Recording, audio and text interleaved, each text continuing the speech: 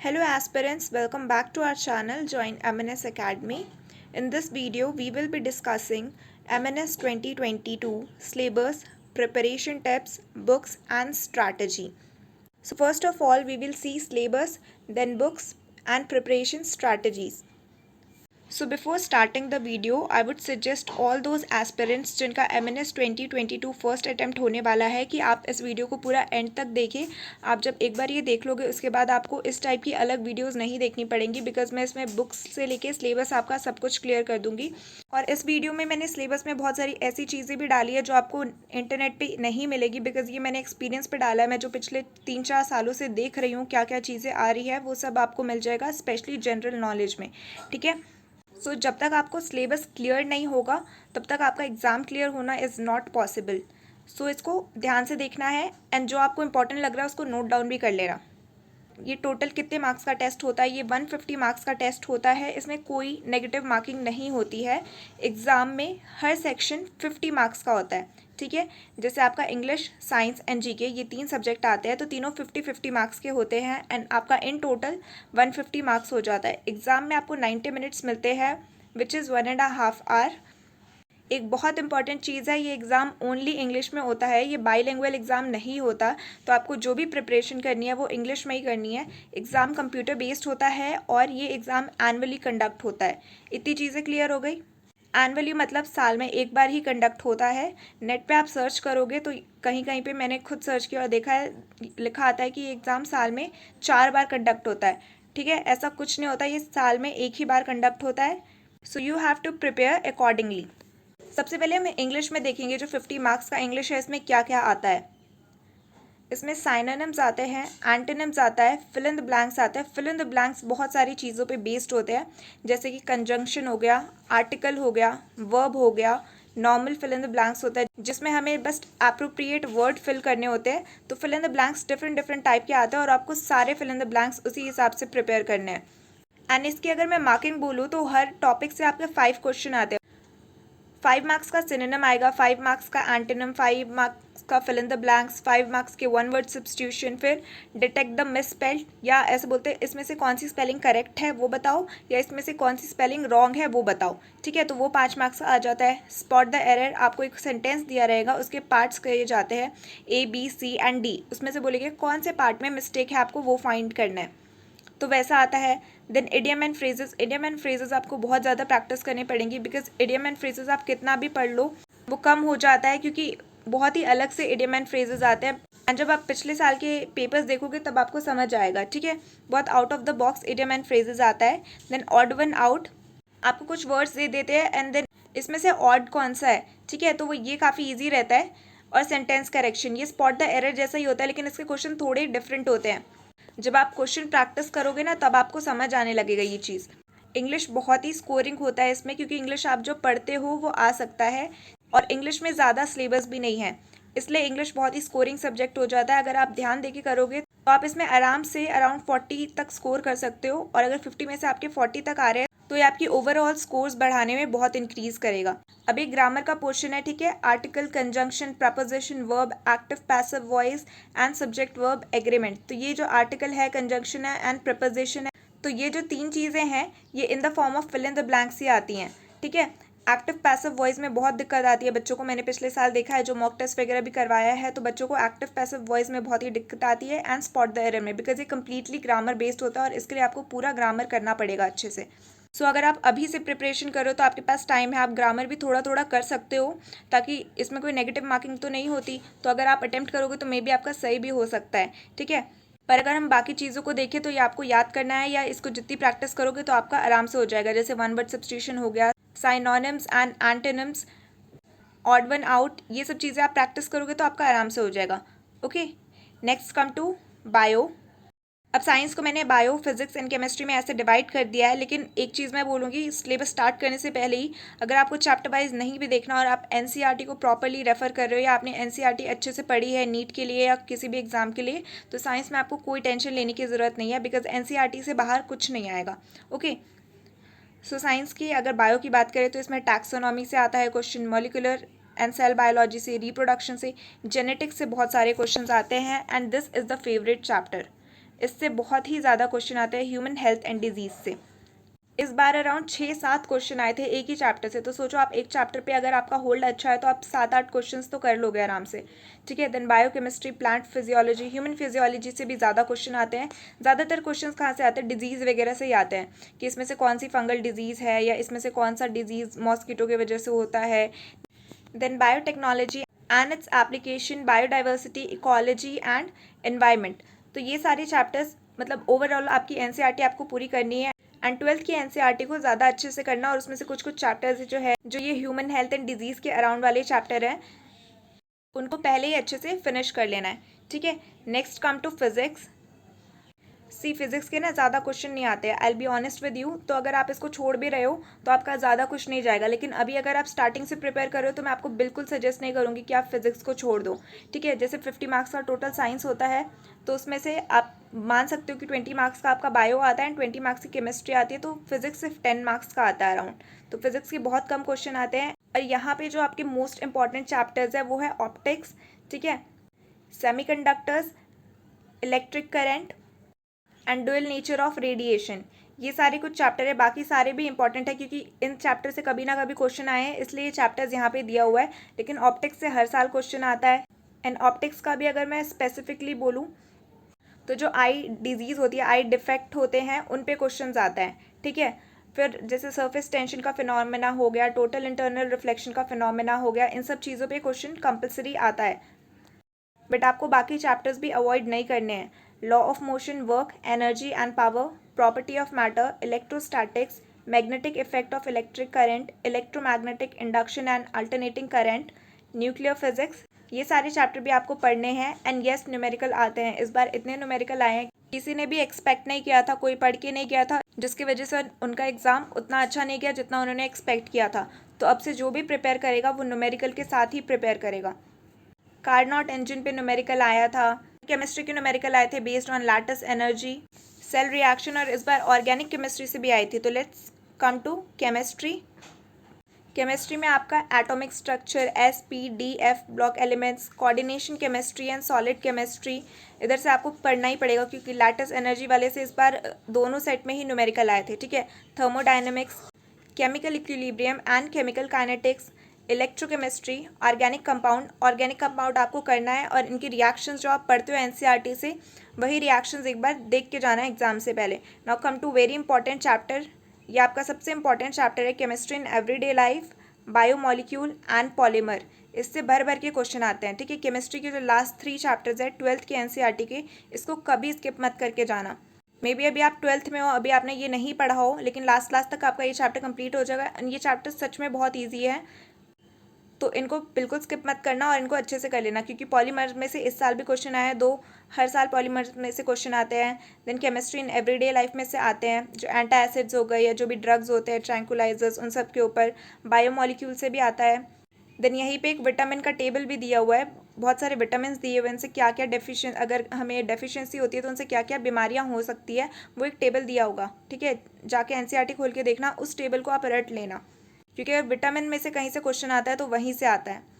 So if अगर आपका ये 3 चैप्टर पे भी स्ट्रॉन्ग होल्ड है तो आप 5 मार्क्स तक आराम से स्कोर कर सकते हो, और एंट्रेंस एग्जाम में 5 मार्क्स कितना इंपॉर्टेंट है, you also know that. Overall मैं अगेन यही बोलूँगी कि अगर आप एनसीईआरटी रेफ़र कर रहे हो साइंस के लिए तो आपको कोई एक्स्ट्रा बुक की ज़रूरत नहीं है, एंड आप पूरी एनसीईआरटी वैसे भी अपने स्कूल के लिए पढ़ ही रहे होगे, तो बस उसको एक और बार अच्छे से रिवीजन कर लेना और उसमें से कुछ कुछ एमसीक्यू क्वेश्चंस कर लेना, ताकि आपका एक स्ट्रॉन्ग होल्ड हो जाए आपके चैप्टर्स पे और आपके एमसीक्यू क्वेश्चन गलत नहीं होंगे। बिकॉज लास्ट में जाके बच्चों का यही होता है कि उनको चैप्टर के कंसेप्ट क्लियर हो जाता है, लेकिन उनसे एमसीक्यू नहीं बनता है, तो आप बीच बीच में एमसीक्यू भी करते रहना, ठीक है। Now let's come to very important part of the MNS, which is general knowledge और जनरल इंटेलिजेंस। ये 50 मार्क्स का सब्जेक्ट है एंड मैक्सिमम बच्चे अपने मार्क्स यहीं लूज़ करते हैं, बिकॉज ये ऐसा सब्जेक्ट है जो पढ़ते ही नहीं हैं हम स्कूल में, ठीक है, जिसकी वजह से हमारे यहाँ पे मार्क्स बहुत कम आते हैं। एंड मेजॉरिटी स्टूडेंट्स को ये भी नहीं पता होता कि जनरल नॉलेज एक सब्जेक्ट भी है जो एमएनएस के टेस्ट में आता है। सो 50 मार्क्स के अराउंड वो वैसे ही लूज़ कर जाते हैं, तो कट ऑफ उनका क्लियर नहीं हो पाता। तो आप ये वीडियो देख रहे हो, जनरल नॉलेज के मैं जो जो टॉपिक बता रही हूँ, मैं पिछले साल के बहुत सारे एग्जाम को देख के बता रही हूँ, तो आपको इसमें से एक भी टॉपिक स्किप नहीं करना है, ठीक है। सो ये लिस्ट है इंपॉर्टेंट टॉपिक्स की। What you have to do कि आपको इसको 1 बाय 1 करके कवर करते जाना है। सबसे पहले नेशनल पार्क से हर साल क्वेश्चन आता है, तो this is very important. National park and wild life sanctuary. Then awards and honours, जो रीसेंट अवार्ड्स एंड ऑनर्स हैं आपको वो भी करना है, और जो फर्स्ट होते हैं जिसको हम सुपरलेटिव्स बोलते हैं, ठीक है, वो वाले अवार्ड्स एंड ऑनर्स भी आपको करना है। कंट्री, करेंसी एंड कैपिटल, इससे भी हर साल क्वेश्चन आता है। इस बार भी आया था कि चाइना की करेंसी क्या है, पिछले बार भी आया था ऑस्ट्रेलिया की कैपिटल क्या है, तो ऐसे क्वेश्चंस हर साल आते हैं। Okay, then motto and slogans. Mottos उनको बोला जाता है जो ऑफिशियल होते हैं, जैसे कि पिछले साल आया था एयरफोर्स का, ठीक है, touching the sky with glory, तो ये एक मोटो हो गया। तो हमसे पूछा गया था कि touching the sky with glory ये किसका मोटो है, तो ऑप्शन दिए थे, फिर हमें उसमें से सिलेक्ट करना था। देन स्लोगन हो गया, जैसे कि चलो दिल्ली, ये किसने स्लोगन दिया था, या इनकलाब जिंदाबाद, ये किसने स्लोगन दिया था। सो इस टाइप से आपको सारे फेमस इंस्टीट्यूट के मोटोज एंड जितने भी फ्रीडम फाइटर्स हैं उन लोगों ने स्लोगन दिए हैं, वो सारे स्लोगन एंड मोटो आपको लर्न करने हैं, ठीक है। देन फेमस पेंटर्स एंड उनकी पेंटिंग, ये हर साल आता है। या तो आपको पेंटिंग का नाम दे दिया जाता है और बोलते हैं ये पेंटिंग किसने बनाई है वो बताओ, या तो बोलते हैं इसमें से कौन सा फेमस पेंटर है जिसने ये वाली पेंटिंग बनाई है, ठीक है, इस तरीके से क्वेश्चन आते हैं। Then president of different countries, this is very easy, इसमें आपको सारे कंट्री के प्रेसिडेंट याद नहीं करने होते। रीसेंट हमारी कंट्रीज़ के साथ जो भी कंट्री के प्रेसिडेंट आए हैं या जो भी कंट्री न्यूज़ में चल रही है, आपको उनके प्रेसिडेंट का नाम याद रखना होता है। तो ये बहुत ही इंपॉर्टेंट टॉपिक है एंड बहुत ही ईजी टॉपिक है, ये आप इजीली कवर कर सकते हो अगर आप मंथली करंट अफेयर्स भी देख रहे हो तो, ठीक है। देन जोग्राफिकल इंडिकेशन टैग या GI टैग जिसको हम बोलते हैं, इससे भी दो टाइप के क्वेश्चन बन सकते हैं। या तो जैसे हमसे पूछा गया था कि सबसे पहला GI टैग इंडिया में किसको मिला था, तो दार्जिलिंग की जो टी है उसको सबसे पहला GI टैग मिला था, ठीक है। और ये भी पूछ सकते हैं आपसे कि सबसे रीसेंट अभी इसमें से किसको GI टैग मिला है। सो अगेन आपको इसमें सारे याद नहीं करने, स्टार्टिंग के कुछ कुछ याद कर लो, और जो भी रिसेंटली मंथली है देखते जाना कि किसी को कुछ मिल रहा है कि नहीं, तो वैसे आप याद कर सकते हो। इंपॉर्टेंट डेट्स एंड थीम्स, ये इस बार 3 क्वेश्चन आया था फर्स्ट शिफ्ट में, तो अगर जिस बच्चे ने सिर्फ ये इतना छोटा सा टॉपिक अगर लर्न किया होगा उसके 3 मार्क्स तो आराम से हो गए।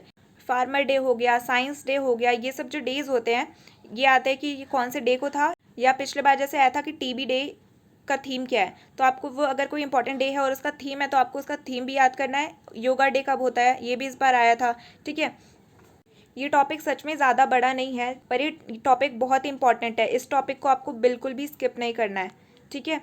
Next is headquarters of organisation, जो भी फेमस ऑर्गेनाइजेशन है जैसे world health organisation, world trade organisation, world food organisation, इन सब के हेडक्वार्टर्स कहाँ हैं आपको ये याद करना है। इस बार आया था यूनाइटेड नेशंस का हेडक्वार्टर कहाँ है, तो वो उसका हेडक्वार्टर न्यूयॉर्क में है। पिछले बार आया था 2020 में वर्ल्ड हेल्थ ऑर्गेनाइजेशन का कहाँ है। Next is military exercise, very important. Famous monuments, India के भी जो फेमस मॉन्यूमेंट्स हैं एंड जो आउट ऑफ इंडिया भी फेमस मॉन्यूमेंट्स हैं आपको सारे ही याद करने हैं। माउंटेन रेंज, इससे काफ़ी कम क्वेश्चन आता है, आप इस टॉपिक को स्किप भी कर सकते हो, ठीक है। रिवर, आइलैंड, सी, लेक, ओशंस, इससे पक्का क्वेश्चन आते हैं, ठीक है, या तो सुपरलेटिव के फॉर्म में आ जाएंगे, जैसे इस बार आया था कि अभी सी लिंक कहाँ बन रहा है, या बोल देंगे कि लॉन्गेस्ट रिवर कौन सी है, या इस ट्रिब्यूटरी की, जैसे इस बार आया था 2021 में झेलम की कौन सी ट्रिब्यूटरी है, ठीक है। तो रिवर ये टॉपिक इंपॉर्टेंट है, आपको करना है। और इस पर एक और तरीके से क्वेश्चन आता है कि इस रिवर के बैंक पे कौन सी सिटी है या कौन सा टाउन है, तो आपको उस तरीके से भी याद करना होगा या देख लेना होगा कि अगर कोई फेमस रिवर है तो उसकी बैंक पे कौन सा टाउन है या कौन सी सिटी है। देन हमारी जितनी भी नेबर कंट्रीज़ हैं उनकी आपको कैपिटल, करेंसी, उनका कौन प्राइम मिनिस्टर है, कौन प्रेसिडेंट है, वहाँ पे अगर अभी कुछ हो रहा है तो वो सब चीज़ें आपको याद रखनी है। देन इंपॉर्टेंट स्पोर्ट्स पर्सनालिटी, इस पे भी बहुत तरीके से क्वेश्चन आते हैं, या तो आपको स्पोर्ट्स पर्सनालिटीज़ के नाम दे दिए जाते हैं एंड बोलते हैं कि ये किस गेम से रिलेटेड है, ठीक है, या तो आपको गेम दे दिया जाएगा और नीचे 3-4 नाम दे दिए जाएंगे, 4 नाम दे दिए जाएंगे, बोलेंगे कि चेस से इसमें से कौन सा पर्सनालिटी रिलेटेड है। मैक्सिमम टाइम वैसे स्पोर्ट्स पर्सनालिटी आते हैं या तो वो बहुत ही फेमस होते हैं या रिसेंटली उन्होंने अगर कोई प्राइज़ या ट्रॉफी वगैरह जीती होती है तो वैसे आते हैं, ठीक है। नेक्स्ट इज़ रीजनिंग, इस बार काफ़ी ज़्यादा रीजनिंग आई थी, ठीक है। और रीजनिंग किस किस टाइप की आती है वो मैं आपको बता देती हूँ। नंबर सीरीज़ के बेस पे रीजनिंग आती है, रिलेशनशिप कॉन्सेप्ट जो ब्लड रिलेशन बोलते हैं, ठीक है। देन वर्ड बेस्ड आता है, वर्ड बेस्ड क्या होता है, जैसे इस बार आया था एक क्वेश्चन, लॉयन को XYZ कुछ ऐसे करके लिखा हुआ था, ठीक है। देन उसके बाद हमें एक वर्ड दे दिया गया था और बोला था इसको कैसे लिखेंगे, तो आपको वो एक रिलेशन उधर देख कौन से वर्ड के लिए क्या सब्स्टिट्यूट किया गया है एंड देन उसके बाद आपको वहाँ पे पुट करना होता है, तो वर्ड बेस्ड वैसा आता है। देन सिटिंग अरेंजमेंट के ऊपर आता है, तो ये 3-4 चीज़ें हैं जो इसके ऊपर रीजनिंग आती है एंड इस बार अराउंड 7 क्वेश्चन रीजनिंग के आए थे, तो रीजनिंग को हल्के में मत लेना। एंड पिछले बार मैंने देखा था काफ़ी चैनल्स वाले आपको बता रहे थे कि ऑड एंड इवन फॉर्मूला पे आता है, तो ऐसा कुछ नहीं होता, ठीक है।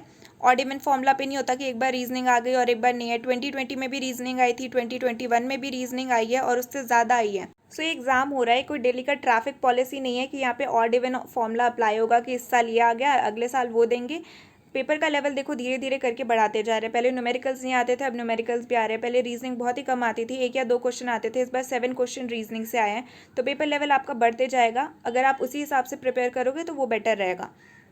Okay, next is basic politics आपको ज़्यादा डीप में नहीं जानी है, ठीक है। कोई कोई आपको बोलता है लक्ष्मीकांत की पूरी बुक पढ़ लो, आप यूपीएससी का एग्जाम देने नहीं जा रहे हो, इतना डीप में आपको बिल्कुल पढ़ने की ज़रूरत नहीं है, आप अपना टाइम वेस्ट कर रहे हो। अगर आप इसके साथ किसी और भी एग्जाम का प्रिपेयर कर रहे हो तो आप पढ़ो पूरी लक्ष्मीकांत, कोई प्रॉब्लम नहीं है। लेकिन यहाँ पे आपको बहुत ही बेसिक पॉलिटी आती है, ठीक है। हिस्ट्री भी बहुत डीप नहीं आती, ज्योग्राफी से थोड़े बहुत क्वेश्चन आते हैं और ज्योग्राफी से मेनली जो आता है वो क्वेश्चन प्लानट बेस्ड ही होते हैं, ठीक है, प्लानट एंड सैटेलाइट्स के ऊपर।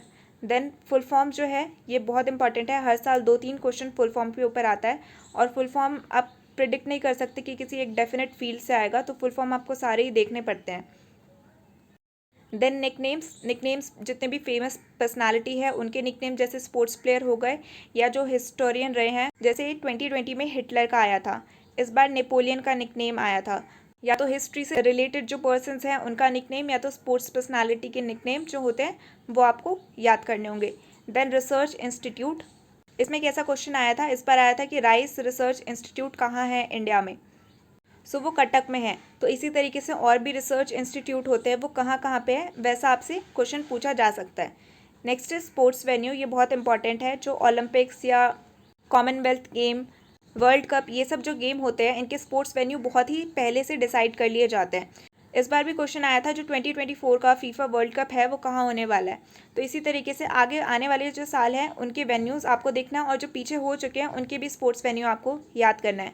Next is obituaries. ऑबिचुरीज क्या होता है, जो फेमस पर्सनालिटीज़ होती है एंड जिनकी किसी रीज़न की वजह से डेथ हो जाती है तो वो सारे ऑबिचुरीज के अंदर आते हैं। पिछले साल कोरोना वायरस की वजह से बहुत सारे फेमस पर्सनालिटीज़ की डेथ हुई थी, तो उस पर बहुत सारे क्वेश्चन आए थे। And lastly government scheme, governments की जो भी स्कीम आती है, जो भी इंपॉर्टेंट स्कीम है उन सबको आपको देख लेना है। इन सब के साथ साथ ही आपको करंट अफेयर भी करते रहना है। इस साल बहुत ही कम करंट अफेयर के क्वेश्चन आए थे, मतलब 3-4 ही करंट अफेयर के क्वेश्चन आए थे, लेकिन जो स्टैटिक क्वेश्चन थे वो भी करंट अफेयर से जुड़े हुए थे। अगर आप देखो तो जैसे वर्ल्ड हेल्थ ऑर्गेनाइजेशन का आपसे हेड पूछा था कि कौन है, तो वर्ल्ड हेल्थ ऑर्गेनाइजेशन जो है वो अभी न्यूज़ में है बिकॉज ऑफ कोविड, तो इसलिए वो आया। तो अगर आप देखोगे ध्यान से पेपर को ऑब्जर्व करोगे तो आपको समझ आएगा जो स्टैटिक के क्वेश्चन होते हैं वो भी करंट के ऊपर ही बेस्ड होते हैं। सो अभी से अगर आप पढ़ रहे हो तो मैं आपको यही सजेस्ट करूँगी कि आप मंथली भी एटलीस्ट करंट अफेयर देखते रहो, ताकि आपको लास्ट में बहुत ज़्यादा ना करना पड़े। इनके अलावा भी बहुत सारी छोटी छोटी चीज़ें हैं जिससे कभी कभी क्वेश्चन आ जाते हैं, कभी नहीं आते, जैसे कि ट्राइब्स हो गए, देन डांस हो गया, फेस्टिवल हो गया, ये सब चीज़ें आपको जीके की हैं, आपको ये थोड़ा खुद का भी करना होगा। बट ये टॉपिक्स जो हैं ये मैंने ऑब्जर्व करके आपको डाला है, ये आपको कहीं और मिलने नहीं वाला। So make a note of it, या पीडीएफ इसकी टेलीग्राम से ले लेना और इसके अकॉर्डिंगली आपको पढ़ना है। ओके, नेक्स्ट हम आते हैं बुक्स पे, ठीक है। कौन कौन सी बुक्स हैं एमएनएस की जो मार्केट में अवेलेबल है, कौन सी आपको लेनी चाहिए, किससे पढ़ना चाहिए। सो बुक बहुत सारी अवेलेबल है मार्केट में, किसी भी ऑनलाइन शॉपिंग वेबसाइट्स पे भी चेक करोगे तो आपको बहुत सारी इस टाइप की बुक्स मिल जाएंगी। इसमें आपको एमसीक्यू क्वेश्चंस जो हैं वो सारे मिल जाते हैं आराम से, ठीक है। मैंने पर्सनली इसमें से कोई भी बुक यूज़ नहीं की है, तो मैं आपको ये नहीं सजेस्ट कर सकती कि आप ये लो, ये बुक बेस्ट है, या ये मत लो, इस बुक में ऐसा है, ठीक है। ये आपको खुद ही वहाँ पे जाके रिव्यूज़ देखो एंड अगर आपको परचेज़ करनी है तो आप वहाँ से देखो। मैंने जो बुक ली है या मैं जिस बुक से ज़्यादातर बच्चों को बोलती हूँ प्रेफर करने के लिए वो है एनसीईआरटी। 12th की और 11th की मेरे पास सारी एनसीईआरटीज़ हैं एंड आप में से मैक्सिमम लोगों के पास होगी। साइंस के लिए एनसीईआरटीज़ प्रेफर करो। अगर आपके पास ये सारी बुक्स हैं और आप इनसे स्टडी कर रहे हो तो आपको इसके बाहर साइंस के लिए कोई बुक लेने की ज़रूरत नहीं है। For GK maximum people will suggest you Lucent, and Lucent के साथ ये बुक आती है, ठीक है। अभी अगर आप लोगे तो 2022 की लेना, 2021 की मत लेना। तो आप ये ले सकते हो। इसमें क्या आपको मिल जाएगा मैं बताती हूँ। इस बुक में स्टैटिक पोर्शन आपको आराम से मिल जाता है, इसलिए ये बुक को लोग प्रेफर करने के लिए बोलते हैं। बट इस बुक में काफ़ी एक्स्ट्रा चीज़ें भी हैं, हिस्ट्री, इकोनॉमिक्स एंड पॉलिटी की। इकोनॉमिक्स के बिल्कुल क्वेश्चंस नहीं आते हैं, ठीक है। मैंने आज तक एक भी क्वेश्चन इकोनॉमिक्स का नहीं देखा। पॉलिटी से आते, लेकिन आपको इतनी पॉलिटी पढ़ने की ज़रूरत नहीं है जितना इस बुक में दिया हो, और हिस्ट्री भी इतनी पढ़ने की ज़रूरत नहीं होती जितना इस बुक में दिया हुआ है, ठीक है। इस बुक का क्या इंपॉर्टेंट पोर्शन है, लास्ट में एक मिसलेनियस का पोर्शन दिया होता है, वहाँ पर आपको सारे स्टैटिक जीके के टॉपिक्स मिल जाते हैं, इसलिए इस बुक को प्रेफर करने के लिए बोला जाता है। बट ऐसा नहीं है कि आपके पास अगर ये बुक नहीं है या आप इस बुक से नहीं पढ़ोगे तो आपका एग्जाम क्लियर नहीं होगा, बिकॉज इस बुक में यही सारे टॉपिक है जो मैंने आपको जीके के टॉपिक्स बताए हैं, और वो टॉपिक वाइज अगर आप पढ़ते जाओगे तो आपका आराम से हो जाएगा, ठीक है। तो that totally depend on you कि आपको बुक से पढ़ना है या कहीं और से। नेक्स्ट आते हैं टिप्स पे। सबसे पहले क्या क्लियर होना चाहिए, मैं पिछले साल भी बोला था एंड मैं इस साल भी बोलूँगी कि आपको सिलेबस पता होना चाहिए, क्योंकि मुझे लास्ट तक बच्चों के मैसेज आते हैं एग्जाम से 1 महीने पहले कि सिलेबस क्या है बता दो, सिलेबस की PDF दे दो।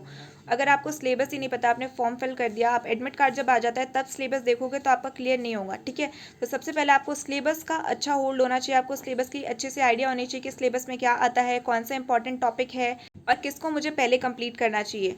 इससे आप कम टाइम में ही बहुत ज़्यादा सिलेबस आपका कवर हो जाएगा एंड आपके स्कोर अच्छे आ सकते हैं। Now this is very important, previous year question paper आपको पूरे अच्छे से करने हैं। मैंने सारे PYQs करवाए थे एग्जाम के कुछ दिनों ही पहले, एंड उसमें से इतने ज़्यादा क्वेश्चंस आए हैं, जिसने अगर वो पूरी PYQ सीरीज़ कम्प्लीटली देखी थी, उस बच्चे का एग्जाम में मैं कॉन्फिडेंटली बोल सकती हूँ 12 से 15 मार्क्स का डिफरेंस होगा, just because of PYQ series. वो पिछले 6 साल के जो उन्होंने पेपर देखे हैं उसमें से इतने सारे क्वेश्चन आए हैं, एंड मैक्सिमम क्वेश्चन 2020 से ही आए हैं। एंड मुझे बच्चों के इतने लॉन्ग मैसेज आए कि मैम आपने जो लास्ट में PYQ सीरीज़ करवाई थी उसकी वजह से कितना हेल्प हुआ है, एंड बहुत सारे क्वेश्चंस आए हैं एग्जाम में। सो अभी आप जब प्रिपेयर कर रहे हो तो सबसे पहले PYQ की जो सीरीज़ हमारे यूट्यूब पे ही अवेलेबल है, और अगर आपको PDF फॉर्म में चाहिए तो मैं नीचे लिंक भी दे दूँगी, आप PDF भी ले सकते हो। आपको सारे प्रीवियस ईयर जो पेपर्स हैं वो अच्छे से सॉल्व करने हैं, एंड सिलेबस पे आपका एक गुड होल्ड होना चाहिए। नेक्स्ट इज आपको रिवाइज करते रहना है, जो भी आप पढ़ रहे हो रेगुलरली उसको राइट डाउन करो, specially important dates, current affairs, आपको जो भी इंपॉर्टेंट लग रहा है। अगर आप किसी की वीडियो से भी देख के पढ़ते हो, या आपने ऑनलाइन कहीं से कोचिंग ली है, या आप ऑफलाइन कोचिंग कर रहे हो, या खुद से ही पढ़ रहे हो, तो जो भी कर रहे हो उसको आप लिख के रखो, ताकि लास्ट में आपको रिवाइज करने में दिक्कत ना आए। Next is mock test, and this is very important. जिन बच्चों ने प्रीवियस ईयर हमारी जो मॉक टेस्ट सीरीज़ थी वो करी है, उनको ये पता होगा कि ये कितना इंपॉर्टेंट है और उनसे स्पीड में उनकी कितनी इफेक्ट आई है। मैंने ये चीज़ आपको क्लियरली बोली थी कि एग्जाम में आपको 150 क्वेश्चंस होते हैं, एंड उन 150 क्वेश्चंस को आपको करने के लिए ओनली 90 मिनट्स मिलता है। तो अगर आप हर क्वेश्चन को 30 सेकेंड्स में कंप्लीट नहीं करोगे तो लास्ट में आपको एक बार ओवरलुक करने का टाइम भी नहीं मिलेगा और आपका टेस्ट क्लोज हो जाता है। तो जिन बच्चों ने हमारी टेस्ट सीरीज़ की थी, हम 30 क्वेश्चन फॉर ईच सेकेंड उनको देते थे, और उनकी इतनी अच्छी प्रैक्टिस हो गई। हमने 20+ मॉक टेस्ट करवाए थे 2021 के लिए, और जिस बच्चे ने फर्स्ट से लेके पूरा एंड तक किया था उनको टेस्ट में इस चीज़ की तो बिल्कुल डिफ़िकल्टीज़ नहीं आई, और जिन बच्चों ने बिल्कुल भी मॉक टेस्ट अटैम्प्ट नहीं किया था उनको टाइम मैनेजमेंट में कितनी डिफ़िकल्टीज़ हुई है, I know that. Mock test से आप खुद को तो टेस्ट कर ही सकते हो, लेकिन सबसे इंपॉर्टेंट चीज़ है जो आपकी स्पीड इंक्रीज़ होती है और आप मैक्सिमम क्वेश्चन अटैम्प्ट कर पाते हो। And next and the last thing is timetable. One must follow a strict timetable to be successful in the exam, because आप कंटिन्यूसली नहीं पढ़ोगे एंड टॉपिक वाइज अपनी प्रिपरेशन नहीं करोगे तो लास्ट में आपके पास बहुत सारा टॉपिक लेफ्ट रह जाता है। आप इसी में कंफ्यूज रह जाते हो कि आपको कवर क्या करना है, पढ़ना क्या है। सो आप अभी से बनाओ, डेली नहीं तो एटलीस्ट वीकली टाइम टेबल बनाओ कि इस वीक मुझे ये टॉपिक कवर करना है। जैसे आप मान लो अभी से आप पढ़ना स्टार्ट कर रहे हो तो आप अपना एक ये टारगेट रख सकते हो कि इस वीक मुझे सारी जो नेशनल पार्क है, इंपॉर्टेंट नेशनल पार्क, मेरे को वो सारे इंपॉर्टेंट नेशनल पार्क लर्न करने हैं, एंड जो वीक एंड होगा तब मैं उन सभी को रिवाइज भी कर लूँगी। तो एक वीक आपने एक टॉपिक को दे दिया। अलॉन्ग विद दैट साइंस तो आप डेली पढ़ते होगे अगर आप स्कूल में हो, एंड अगर स्कूल में नहीं हो तो भी आप ऐसे डिसाइड कर लो कि एक चैप्टर साइंस का आज मैं लेके करूँगी, तो वीक में आपने 2 दिन कर लिया। अगर आप इतना भी अभी कर रहे हो स्टार्टिंग से तो अभी तो चीज़ स्टार्ट हुई है, एग्ज़ाम आने तक आपका कितना ज़्यादा सिलेबस कवर हो जाएगा और आप उसको रिवाइज भी कर चुके होगे बहुत बार। मैंने ये बोला था प्रीवियस टाइम भी, एंड काफ़ी बच्चों को इससे बुरा भी लगा था, एंड मैं इस बार भी बोलूँगी कि अगर आप एक्सपेक्ट करते हो कि आप एग्ज़ाम के 1 महीने पहले पढ़ना स्टार्ट करोगे और आपका एंट्रेंस क्लियर हो जाएगा, तो इट इज़ नॉट पॉसिबल। अगर मैं देखूँ तो जो कोचिंग सेंटर्स वाले हैं वो कब से अपनी कोचिंग खोल के बैठे एग्ज़ाम से पहले की 2020 बैच की प्रिपरेशन करवा रहे हैं। आपको भी पता होगा, आप भी ऑनलाइन हर चीज़ें देखते हो, मैं भी देखती हूँ, ठीक है। तो जो बच्चे 1 साल से प्रिपेयर कर रहे हैं और जो कोई बच्चा 1 महीने से प्रिपेयर कर रहा है, तो आप खुद बताओ किसके क्लियर होने के ज़्यादा चांसेस है। ऊपर से जो पेड बैचेस वाले होते हैं या जो पेड बच्चे होते हैं वो वीकली मॉक टेस्ट भी करते हैं, उनके टाइमली क्लासेस होते हैं, तो वो क्या कर रहे हैं, वो यही स्ट्रिक्ट रूटीन फॉलो कर रहे हैं। तो अगर आप नहीं अफोर्ड कर सकते कोचिंग या आप नहीं लेना चाहते किसी रीज़न की वजह से, तो अगर आप खुद पे एक स्ट्रिक्ट रूटीन फॉलो करोगे, मॉक टेस्ट सॉल्व करोगे, अपने टॉपिक्स को रिवाइज करोगे एंड आपका सिलेबस पे अच्छे से होल्ड होगा, तो आपके बहुत ज़्यादा चांसेस है कि आप भी उन बच्चों की जैसे ही प्रिपेयर करो तो आपका भी आराम से क्लियर हो जाएगा। Okay, so this were the things. इस वीडियो में हमने टाइम टेबल डिस्कस किए, एमएनएस के लिए कौन कौन सी बुक्स आप प्रेफर कर सकते हो and tips and strategies discuss की। आई होप ये वीडियो आपके लिए हेल्पफुल रही हो। एंड मैं फिर से ये बोलना चाहूँगी कि अभी तो ये सेशन स्टार्ट ही हुआ है, अगर आप अभी से अच्छे से स्ट्रिक्ट रूटीन फॉलो करके पढ़ोगे तो मैं इस चीज़ की गारंटी देती हूँ कि आप इस एग्ज़ाम को पक्का क्लियर कर लोगे। नाउ एमएनएस 2022 को लेके या इंटरव्यू के लेके आपको कोई भी डाउट है तो आप मुझे नीचे कमेंट कर सकते हो। I will be happy to help you with your queries. So thanks for watching this video, hope you all have a nice day. अगर आपको इसकी PDF चाहिए तो आप हमारे टेलीग्राम से इसकी PDF ले सकते हो। हमारा टेलीग्राम चैनल है जॉइन एमएनएस एकेडमी।